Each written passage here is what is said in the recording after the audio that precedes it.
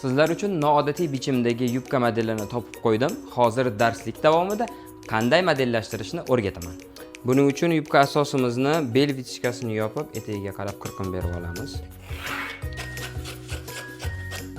Bel vitichkasini yopib olamiz. Qirqim bergan joyimizni qog'oz bilan yopib olamiz. Bel qismini teng 6 bo'lakka bo'lib olamiz. 17 cm, ya'ni 208 da atrofida to'g'ri keladi. 35 cm, 35 ni ham 6 bo'lakka bo'lamiz. 5 u 9 dan to'g'ri keladi. Endi nuqtalarimizni birlashtiramiz. Beldan 13 cm pastga tushib, mana shu birinchi liniyamizni xuddi shunaqa avval holatiga keltirib olamiz, qirqib olamiz. Va yonidan keyingi liniyamiz o'rtasini, buni 15 bo'lsa, buni taxminan 16 cm, 1 cm pastroqqa tushib, xuddi shuni ko'chirib olamiz.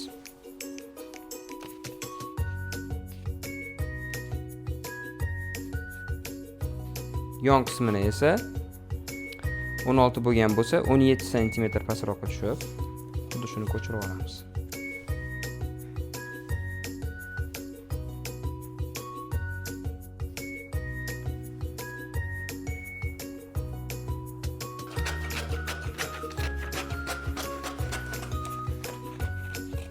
Adashib ketmasligi uchun yozib qo'yamiz.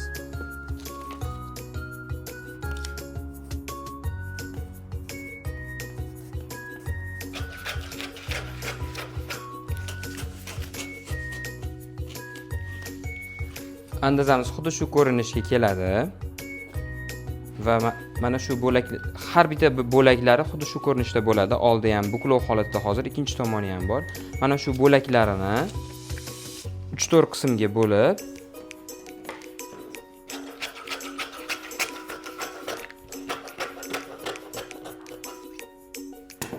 mana bu tarzda kengaytirish berib modellashtiramiz.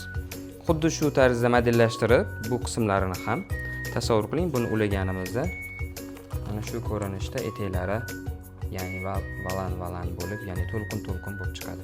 Endi buni matoyimizga joylashtirib bichamiz. Andozamizni matoyimizga joylashtirdik, chok haqlarini yonida chizib chiqdik va endi buni qirqamiz.